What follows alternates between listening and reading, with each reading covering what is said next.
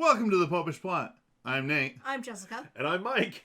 Today, we are here with a question to attempt to answer a question that we received from a viewer like you. Unless, of course, you are the viewer who gave this question to us, in which case it is a viewer who is you. Who is extremely like you. The verisimilitude is amazing. So, about 5 months ago, Mike and I did a episode on Once Saved, Always Saved. Which is witchcraft. Which is witchcraft. Witchcraft. Now, mind you, you were really doing it on the free will once saved, always saved people. Because right now we're discussing the Calvinistic That's correct. connected thing that also involves once saved, always saved, but it's a completely different way of doing it. Anyways, we did an episode on how much free will, once saved, always saved, is in comparison to witchcraft. Uses magic words and binds God. We're not going to relitigate it. That's fair. We're here, finally. It took us 5 months to do the research to adequately deal with the question about non-free will, once saved, always saved, also known as good old Calvinistic double predestination. Yes, this question came to us from presumably loyal viewer Marci HF. Very low. She comments all the time. Yes. Exactly. Yes, and it took this long because every time I start just looking this up, it gives me a headache. It just does. Mm-hmm. Like... There's so many ones where I'm trying to go and get it from their perspective, and they're like, okay, it is nothing like what you think. And then they just say exactly what I think it is, but in a way that makes it sound slightly less horrible if you don't think about it. But then you think about it, it's like, no, that's exactly as horrible as I thought it was. So before we get started, we should point out that this is not a belief that is held by all Protestants, but rather a very particular group of Protestants, being 5-point Calvinists. So, what are we talking about when we talk about double predestination? What's the double part of it? Well, the basic definition is it's the doctrine that Jesus has chosen some to be saved, and he has also chosen some to be lost. Yes. So you know basic predestination, which is that God knows everybody who's going to go to heaven. And therefore, by knowing that they're going to go to heaven, he has chosen them or elected them to go there. Do I know that? Yes. I presume you know about it. Pretty much all Christians believe in some type of predestination. It could be single predestination. It could just be called general predestination. And its theory ranged from either that God picks some to be elect, but does not pick anyone to be going to hell, or to simply God knows everything in his infinite now, so he already knows who's going to choose him, but it's not that he actively, does something to make people not choose him. Yeah.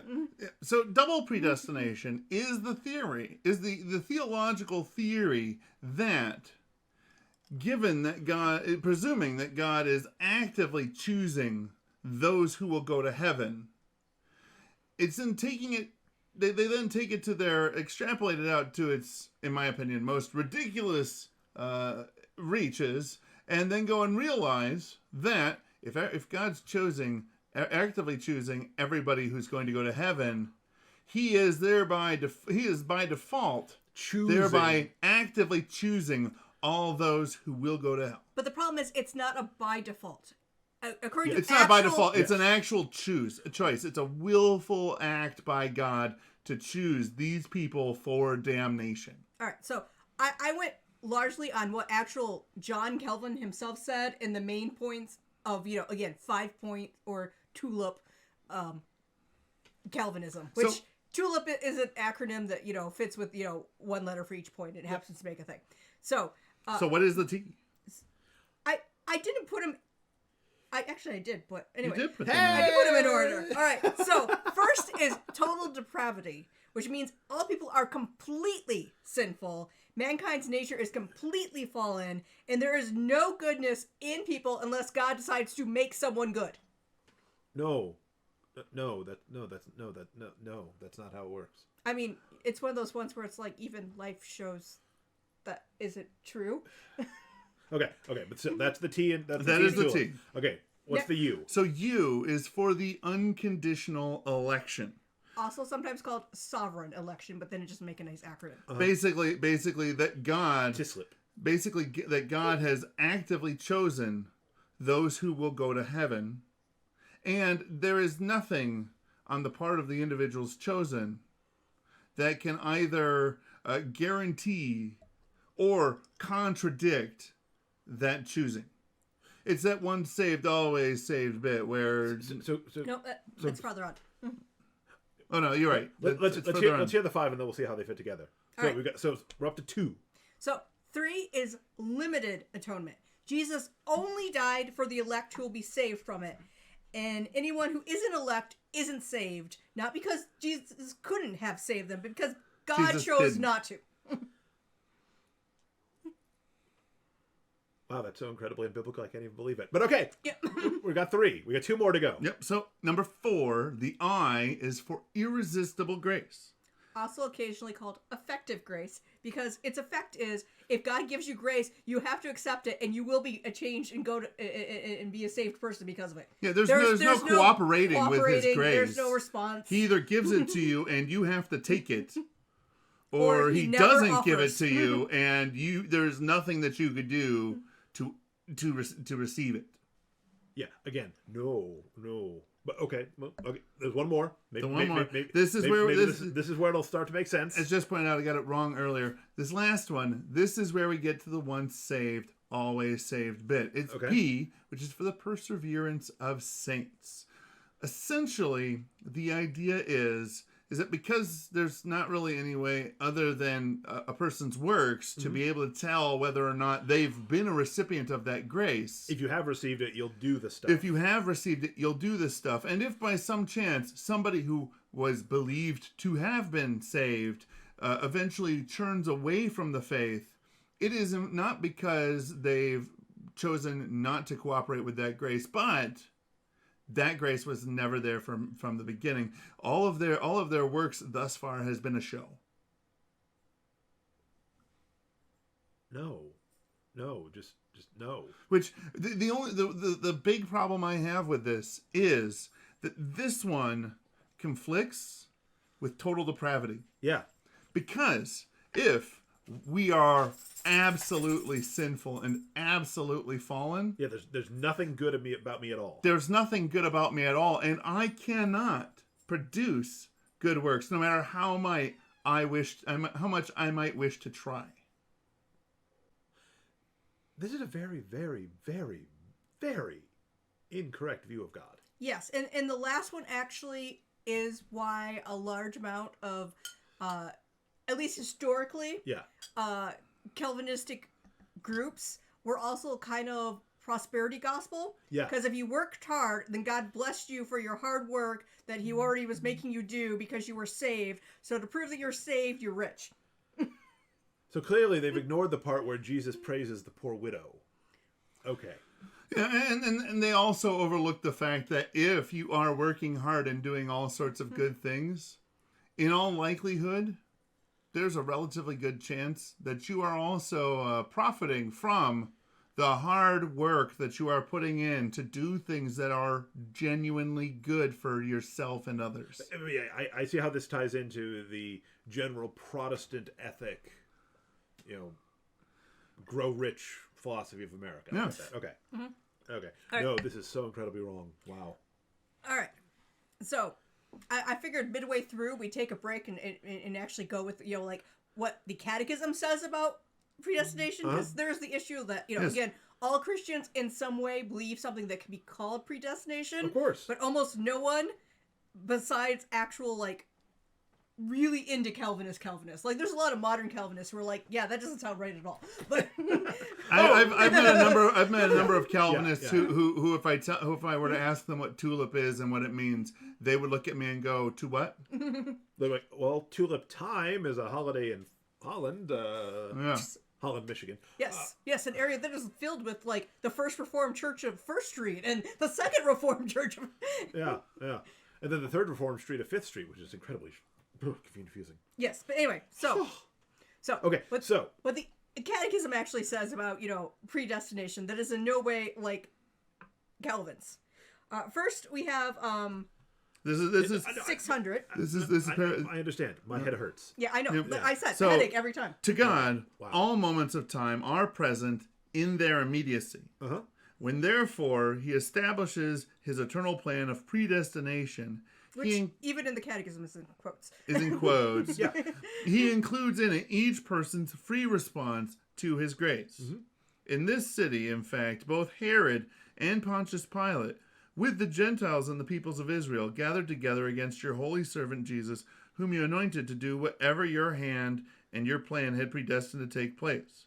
For the sake of accomplishing his plan of salvation, God permitted the acts that flowed from their blindness. Yeah, the part about Pontius Pilate was a quote, and I was looking it up online. It was really hard to find exactly what it was quoted from, but it was Sure. clearly, some other, religious work, maybe a saint, maybe just a deep thinker. Just a couple paragraphs later, at the end of the parable of the lost sheep, Jesus recalled that God's love excludes no one. So it is not the will of your Father who is in heaven that one of these little ones should perish. Later on in the catechism, This is 1035. Yeah, this is Sorry, 1037. 1037. Well, and we'll 'cause, have all those down for you in the the 600s are right after each other. I Yep, just, so, cut out, but this parts. one's a little further on in paragraph 1037, where it points out that God predestines no one to go to hell. as we have said many times. Yes, which goes directly against Calvin's actual saying on this. Yeah. Because not only are humans evil on their own, because they're totally deprived, it is not just God gives grace to some and not to others. Depraved, not deprived. Well, no, they both work because they're Yeah. deprived of grace. Yes. Because God's a jerk. But, Yep. but they need the grace because they're depraved. But all actions are part of the active will of God. No. Making it so he wills what are No. called the, I'm having a hard time with words. The Reprobates. Reprobates, which is what essentially Those are- everyone who is those are not the damned. saved Yeah. to do evil. Yeah, So no, so it's not no. that God allows evil to happen for a greater good, like I'm pretty sure it says somewhere in the Bible. But he in fact actively wills people to do bad. The scripture explicitly says God causes no one to sin. Now, And good, solid theology about God points out that God cannot, either by act or by will, do evil. It's contrary to his very nature as God. Yeah. So therefore, he can't cause somebody to do evil. He can allow them to be in a position where they have a choice between good or evil and allow them to do that evil. But we've also, as the Catholic Church also teaches, he doesn't allow any evil to happen that he can't make a greater good come out of. Yeah. yes, I didn't get all the quotes from Calvin where he tried to argue that both humans have free will to do exactly robotically what God makes them actively will to do. But there are a number of ones like that. That's not free will. Yeah, no. Because I'm like, I'm going to get quotes from Calvin himself because the comments are going to be filled with Calvinists saying that's not what predestination is. You have it totally wrong. So let's Because get- no one wants to admit it. But even he... Let's you get know, it right from the diabolical horse's mouth. Yes, all these are either from his Institutions of the Christian Religion or Concerning the Eternal Predestination of God. So his own writings. Of course, they're translated into English. We don't speak early modern French here. So, quote number 1 that we have here. What we must prove is that single events are ordered by God and that every event comes from his intended will. No. Nothing happens by chance. No. I'd say he's right on that last little bit. It doesn't happen by chance. Not by chance. But no, yeah. Nothing happens but by his assent. And that men can deliberately do nothing unless he inspire it. Another quote. I have already shown clearly enough that God is the author of all those things which, according to these objectors, non-Calvinists, happen only by his inactive permission. No, when we cannot comprehend how God can will that to be done, which he forbids us to do, let us call to mind our imbecility. Yes. He said basically everyone's an idiot for saying, Yeah. hey, how can God tell you you must do evil and you have no way to disobey it? Yeah. Clearly Calvin's answer to the problem of evil is, you're stupid. If you just knew what God was thinking when he forced you to be evil, you would understand why going to hell forever is a great thing. But why would John Calvin write a book to explain his theology when reading the book can have no effect on whether or not you accept his theology? Listen. We've many times discussed about how if Calvinism was real, what we would do, because A, it is pointing out the fact that even we can't comprehend we have absolutely no free will whatsoever and are just robots. And B, if you can be saved, even being the worst person for your entire life, because God said, you know what, that one I'm picking, then what's the point of doing any good? If you do something bad, you can be like, God made me do it. Which again, the scriptures explicitly say you can't say. Which I think, if John Calvin's right, Which he's not. Which he's not. But what I'm going to do is make a time machine. I'm going to go back in time. And I'm going to punch him in the face. And when he gets all upset and indignant, I'm going to be like, what? God made me do it. Well, I'm clearly a reprobate. Well, again, I've heard that argument made against those who say there is no free will. Let's say I start beating you. You will say, stop. And I will say, I have no free will. I can't stop. Yes. Why? Why? All right, but I found one where even Calvin admitted that this is a horrible, awful thing. This is the theory he came up with. He spread. He insisted that if you lived in Geneva, you either had to believe this or he's going to torture you to death. But he's like, even this is horrible and awful. So even he, Calvin, admitted the doctrine of double predestination was dreadful and horrible in the Latin. Yes. The word used for dreadful in the English translation is essentially horrible in Latin. Okay. Latin that you wrote that. Again, I ask, whence does it happen that Adam's fall irredeemably involved so many peoples together with their infant offspring in eternal death, unless, because it so pleased God, here their tongues, otherwise so loquacious, must become mute. The decree is dreadful indeed, I confess. God was not pleased when Adam and Eve broke communion with him. But in Double Predestination, he was super happy because then he could send a bunch of people to hell for making them do stuff that he made them do, and for not even offering them grace, which they couldn't accept unless he forced grace on them. This is the reason why I have sometimes referred to John Calvin as the devil's own theologian, because if this is true of God, I will stop being a Christian, because this is not a God worth believing in. Yes. And also, if this is true of God, you can't help it. I have no choice. Wow. Yeah. This is why I've usually gone and pointed out that John Calvin's God is a monster. This is who Richard Dawkins is writing about. Yeah. This God. Yeah. He's the a one monster. where we're like, That's yeah, true. you're right. That That God one is an asshole. Yeah, that God should not be worshipped. Wow. Yes. So like I said, Both his forcing of grace on people without any choice whether or not to receive it, and denying it from other people, and denying it from others without them having any way to I don't know, ask for it. Both of those are things that, if we put them into different terms, would be unconscionable crimes in our world. I mean, he also states that God caused all those unconscionable crimes, like, genocides and war, and not that he allowed it, because humans were being stupid. He after actively he offered wanted them it. No, he grace, actively but did it. He actively said, "Yep." Wow. Yeah. Wow. Like I said, there's a reason why it took me 5 months. I kept getting started, and I'd be like, "No, I don't feel Nope. up to it." Nope, not doing it. Ugh. I've read one paragraph, and my head hurts, and I need an aspirin. So, John Calvin had no authority. John Calvin was just a guy. Just a guy. The most authority he had is he did have a pretty impressive stupid hat. Sure. And trust me, as Catholics, we respect hats. I'm sure there's probably some amount of theology studied, but still it was, But again, we there are he several... disagreed with every single thing that he might have possibly been taught, because And there are several places where what he's arguing here is explicitly refuted in the scriptures. You're just in the plain sense of the scripture. Yeah.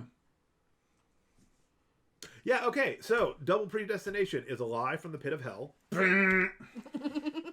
Sorry, I just feel like that one. I feel like that one needs like the Family Feud Yes. box with an X on the screen. Double predestination. That's the one where usually a family will answer it a really stupid way that everyone knows, but they're still like, "Yay, good!" This is the one where they're all like, "Who invented cousin Kelvin over here?" Yeah. Let me see double predestination. You're not running home with me. Oh, wow. Well, no wonder even Calvinists don't really accept this.